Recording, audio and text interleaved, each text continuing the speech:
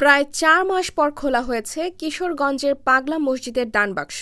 শনিবার সকাল ৮:৩০টায় ৯টি দানবাক্স ও একটি ট্যাঙ্ক থেকে ২৮ বস্তা টাকা পাওয়া গেছে। সাথে পাওয়া গেছে বৈদেশিক মুদ্রা ও সোনার গয়না। এখন চলছে গণনার কাজ। গণনায় অংশ নিয়েছেন প্রায় ৩৫০ জনের একটি দল। কিশোরগঞ্জের জেলা প্রশাসক ও পাগলা মসজিদ কমিটির সভাপতি মোহাম্মদ আবুল কালাম আজাদ এসব তথ্য নিশ্চিত করেন। তিনি বলেন, এবার ৩ মাস ২৭ দিন পর দানবাক্স খুলে এবার রেকর্ড ২৮ বস্তা টাকা পাওয়া যায়। ব্যাংক কর্মকর্তা ও মাদ্রাসার ছাত্ররা টাকা গণনার কাজ করছেন।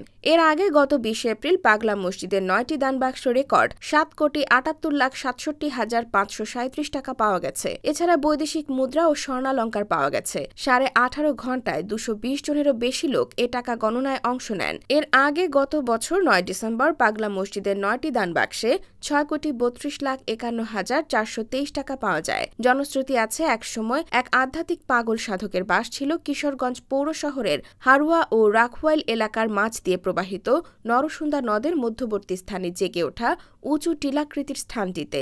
মুসলিম হিন্দু নির্বিশেষে সব ধর্মের লোকজনের যাতায়াত ছিল ওই সাধকের আস্তানায়। পাগল সাধকের দেহাবসানের পর তার উপাসনালয়টিকে কামেল পাগল পীরের মসজিদ হিসেবে ব্যবহার শুরু করে এলাকাবাসী। এখানে কোনো নিয়ত করে কেউ কিছু দান করলে তা পূরণ হয়, সেই বিশ্বাস থেকে বিপুল সংখ্যক মানুষ দান করেন সেখানে।